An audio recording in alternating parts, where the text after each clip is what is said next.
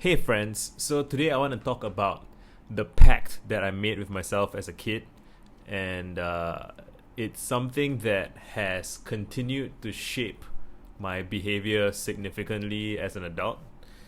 And what is it, right? So in short, when I was young, right, I felt very disenfranchised. I felt very disconnected from the first phrase that's coming to my mind is the halls of power, but that's kind of an exaggeration. I don't mean literal like political power. I just felt like there was stuff happening in the world, like interesting, cool stuff, and I felt removed from that in a way.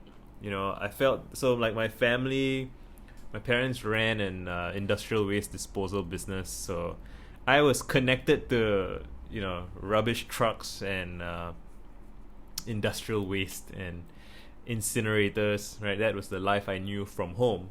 And in school, I felt like it was school felt like jail. Right, I've made a video about that, and I feel like when I had read books to me were an escape in a sense, and not escape in the sense of escapism, which I think implies a certain simplistic attempt to get away from one's circumstances, in a to avoid addressing one's circumstances, right? To avoid facing one's responsibilities. There's a sense of escapism as a kind of drug, as a kind of addiction.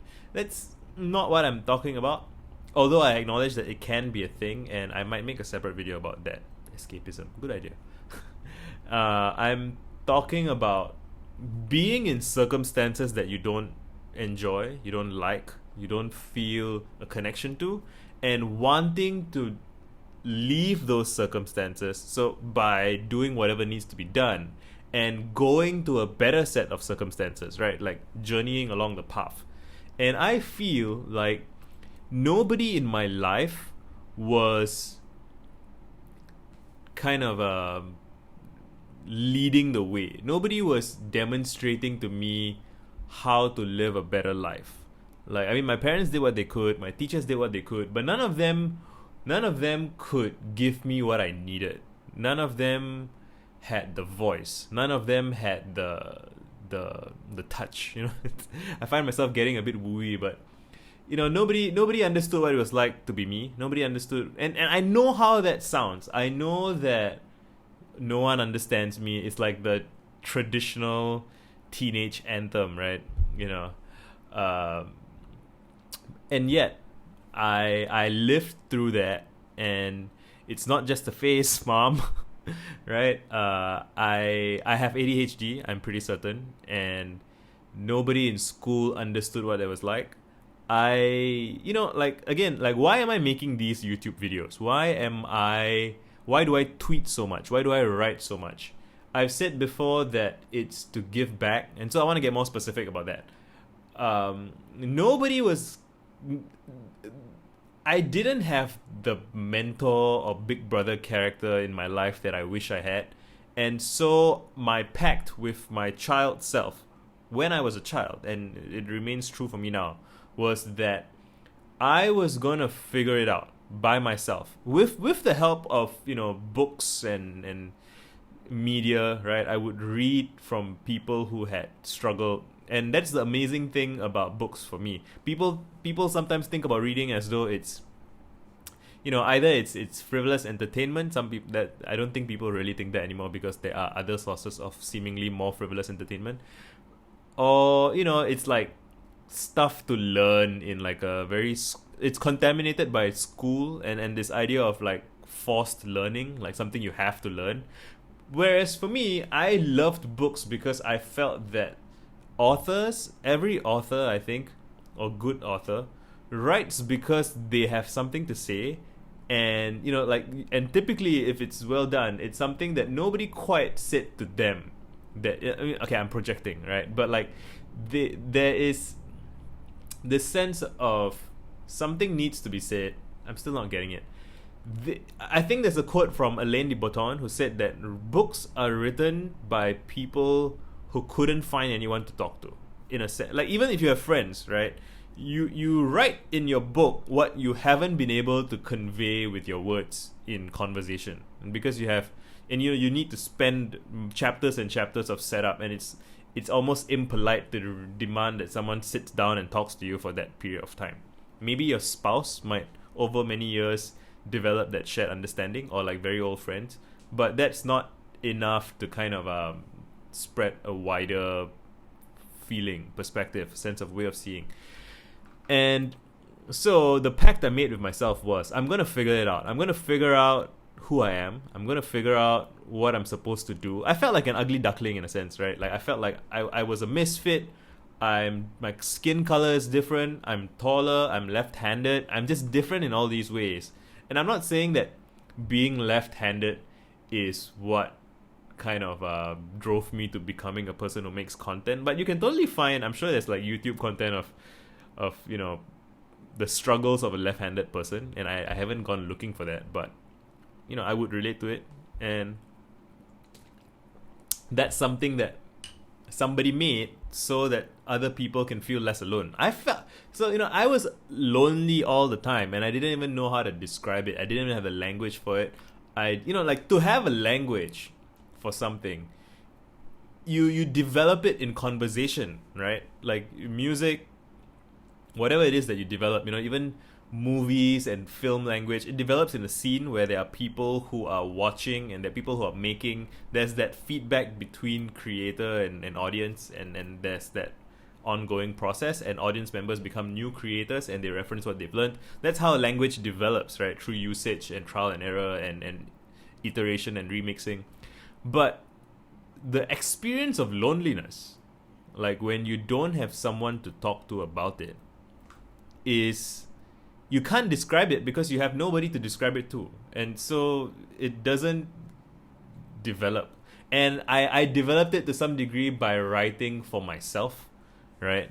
And I do worry that if my YouTube channel grows, I will start to receive messages and comments from people who are extremely lonely, and like there's that whole parasocial relationship thing where you kind of glom on to someone, the image of someone, so like you are seeing me through video, right? And I try my best to be as much myself as I can in front of the camera. I talk to the camera as though I'm talking to one of my friends, or kind of a mishmash of friends I have in mind, or just the way I am. So I try to be consistent, and every interaction is a kind of performance. I don't believe in either you're putting on a performance or you're not. There's no such thing as not performing, right? Like I've said elsewhere, the reason we have a name is to interface with other people, and the name itself is part of the act, right? You just can't escape the act.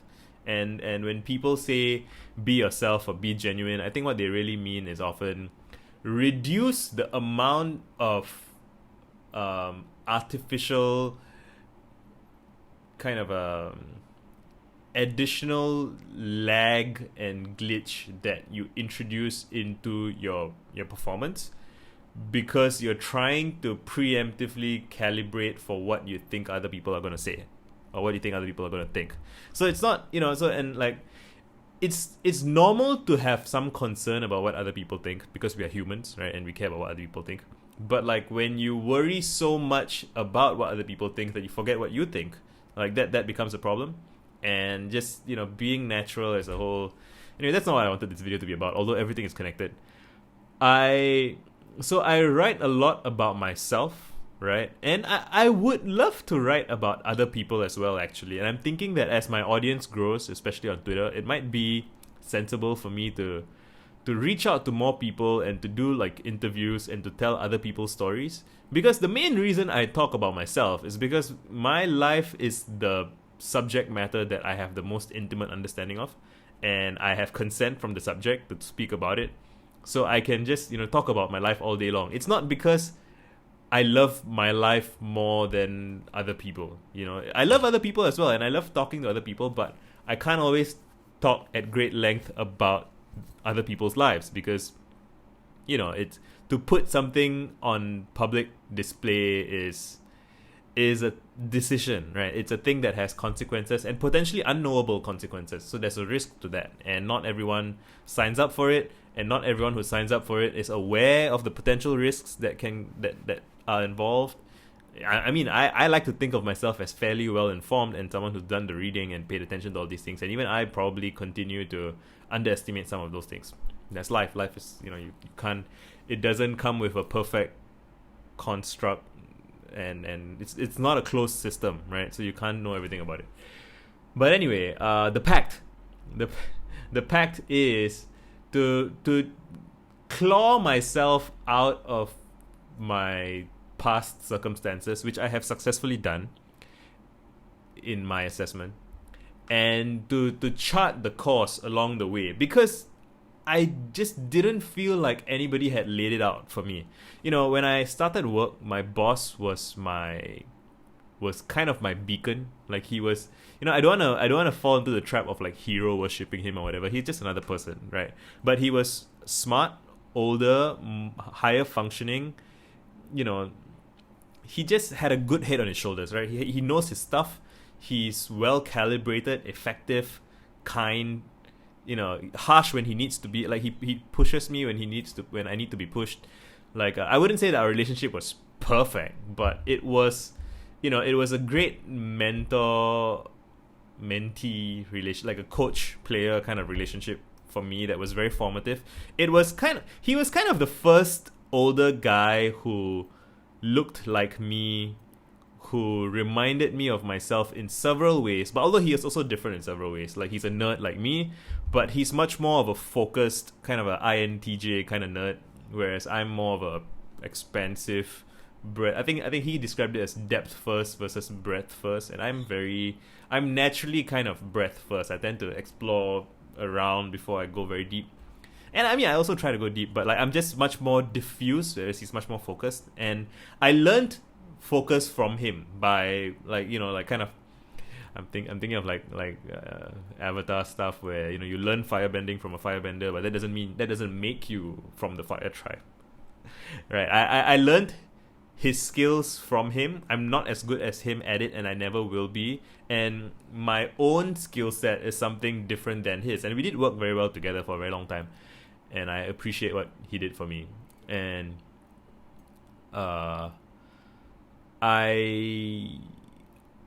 even while he was helping me become more effective, there were things that I struggled with him because he didn't understand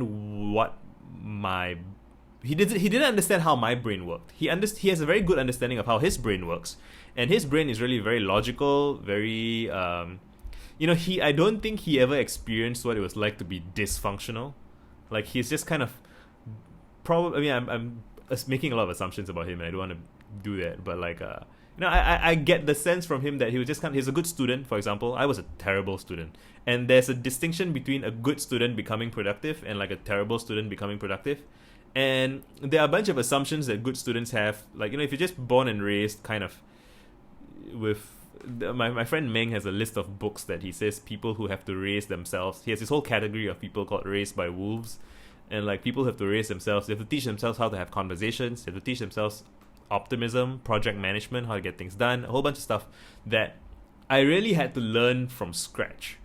And while you can find guides on how to learn things from scratch, like the technical details, what people often miss, I think, is the psychological state, what it's like to be lonely, what it's like to be never kissed, never touched, what it's like to be unproductive, what it's like to not have faith in yourself, and to suspect yourself, and to doubt yourself, and to treat yourself with suspicion and disdain because you have a history of behavior that society has told you, basically, broadly, right? Like, you shouldn't trust unreliable people. Well, what if you're an unreliable person? Then you shouldn't trust yourself?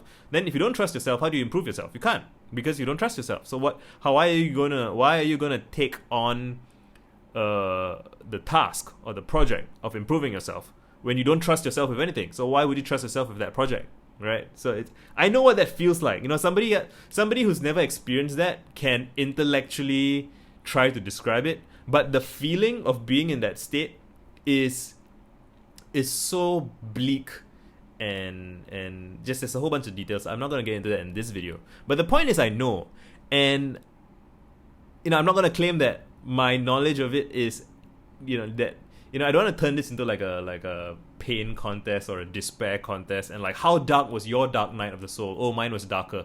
I don't know. Maybe like if you ask me to estimate, like if there's human despair, and 0 is like absolute despair, and 100 is the absence of all despair, I would say I've probably been down to like a 15, 20 maybe, and I'm guessing it's like it gets worse and worse as you get lower and lower. So I don't know what the absolute worst of human experience is. I haven't fallen that far, but I've had it. I've known what it's like to want to kill myself, right? I like seriously, I've been there, and I have. You can look up my old videos on YouTube where my face is there's muscular tension in my face from stress and self coercion and all those things, and that's gone. Like, I've been through that journey, and that is. I can't promise that I can help everybody else go through it, but I went through it, and if I went through it, I can't have been some kind of miraculous fluke in the world, right? Like, if I've done something, I'm sure other people can do it too. And again, I can't promise that everyone can do it, but I feel an obligation to look out for kids like myself who didn't have a big brother like me and help them along. That's the pact. The pact is that I will share my learnings, I will share my findings, I will talk. I still talk. So like, I made the video about school because even though I'm an adult, I still care about school. Even if I never have kids, I may have kids. I don't know. Depends on my spouse. But I still care about my younger self. I still feel the injustice, and I recognize versions of myself in young people and in older people. Like, it takes a community, it takes humanity to feel human, right? People say it takes a village to raise a kid. It also just takes a village to be a person, because who you are is in relationship with everybody else. It's in relation to everybody else, and the roles that you play. We're communal creatures. You can't do these things in isolation. You can't be a person in isolation. Like, you can try to be a relatively independent individual as much as you can, but still, I one of my jokes is that true solipsicists do not exist, because true nihilists don't exist. Kind of nihilists, yeah, because if you don't believe that anything matters, and you don't believe that my opinion matters, then why would you try to change my opinion of you? Because in so doing, you care that I don't misunderstand. Why do you care? It shouldn't bother you if you're the only person in existence and nothing matters. So, there's meta layers to this, but I guess I wanted to make a video about this because sometimes it causes confusion when I interact with people and they don't know what to do. They haven't quite encountered anybody quite like me. Well, I'm still figuring it out, but my sense is that people see me talking about my life and they think that I'm trying to get validation from strangers. I'm not really looking for validation. My life is the validation itself. The absence of stress on my face compared to before, that is the pleasure that I want. What I'm trying to do is to share myself with the people, particularly young people, young guys especially, who don't have someone like me in their lives, right? And so this can generalize to a bunch of things. Like, why do I spend so much time in the public comments, right, on Twitter, for example, when I already have a bunch of friends? I have cooler, kinder, more admirable friends who love me back than I had ever dared dream possible. And I have enough of those people in my life now that I could lock my main Twitter account and just never interact with the public ever again. I can just, get all of the news that I want from my friends, get all of the feedback that I want, never have to leave my comfort zone, never have to argue with a stranger who doesn't understand where I'm coming from. I can have a very peaceful life. I can retire, basically. I can. And just do consulting work for people who need it. But I mean, not, and when I say consulting work, I mean for people who want it, not necessarily people who need it, right? And people who want it, they are, software engineers. I can make a living just doing marketing consulting for software engineers, and then just play video games and hang out with my friends and have a very nice life. But that would not fulfill me, because I know that right now there are smart young kids like me, boys, girls, black, white, whatever, just nerdy kids who are capable of greatness, but the people around them don't recognize it. The people around them don't see them for who they are. They start to not see themselves for who they are, and they start to lose faith in their own potential, and their own potential, their own capacity, and that makes me very sad. That makes me, because I feel like, I was lucky in some ways that I had books, and that I eventually at 22 I met my boss, right? And I met my wife when we were kids. Like there's all of these things that I got lucky and I read the right books and I watched the right movies, whatever. Those things happened. And I guess this making this video is making me realize that I should put together like a curriculum of the media that I had consumed that helped me become who I am. I don't want to like indoctrinate anybody to becoming like me. You should think for yourself. You should, if you catch yourself starting to think highly of me in some kind of, I don't know, obsessive fashion, stop and, unsubscribe and sit down and figure out your own life for yourself. You want to earn your own self-respect. It's okay to respect other people. It's okay to admire other people, but don't pedestalize them. The point is to learn what you can from them, and then you pay it forward. People often want to the trick. So one of my heroes is Hayley Williams from Paramore, and how I live my appreciation is this. I'm not gonna gush at her because she's an artist. She's working on her stuff that she cares about, and she has millions of fans, and she has her personal life with the hundreds of people or so that are in more intimate relationships with her. Would I like to be her friend? Sure. But am I gonna kind of rush at her with neediness? Like, no, she gets enough of that. She doesn't need... Like, the way for me to serve her would be to do my own thing and pass on what I've learned from her to others. And if someday our paths intersect and we get to be friends, that'll be cool, right? But no biggie. Right, that's the vibe that I'm trying to go for here, and that's the pact. The pact is that I would forge ahead, figure out a path, write it down, look back. Right, people always, there's this common theme of don't look back, right? But and my one of the things my boss told me was also in that vein, like always be looking forward to the next big thing that you can do. Because the people who get it will see you and follow you, and the people who don't get it. So I was conflicted about that for a while, and I do think that you shouldn't spend way too much effort trying to persuade people who don't see it. You should put in just enough effort to connect with the people who do see it. But if someone doesn't see it immediately, then that's not worth your time exploring further, because there's always other people who could see it. There's some nuance there in the strategy of it. I've thought about this a lot for many years, and I know there's all kinds of layers to it. There's all kinds of exceptions and whatnot. But the general principle is there's always someone else who gets you better that you haven't met yet. So always be reaching out to new people. And if along the way you feel like there's some value in trying to understand the nature of a misunderstanding with someone else, I do that all the time, and I do it more than I should, I think. So it goes. And so that explains part of why I'm extremely online. And I'm also trying to build relationships with people. I'm also trying to learn, have fun, be a nerd, discover things, right? But it's also for the kid in me. And every time I help some young person work through their shit, I'm not a messiah. I don't fix all their problems and solve them. It's just a little bit of guidance, a little bit of listening, a couple of replies back and forth, just to say, hey, I'm here and I'm thinking and I'm paying attention to you, right? I think you matter, you're important. Like, that can go a very long way, and then they can help other people, right? That's how I see the path forward for healing our species, right? Species.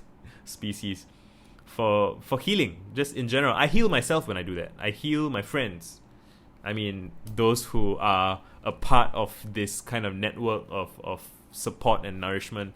Some other people might think this whole thing is stupid and a waste of time. Sure, that's your opinion, man. Like, you can do your thing, I can do my thing. There's nobody has to be coerced into doing anything else. Thanks for hanging out. Ask me any questions you have. Done.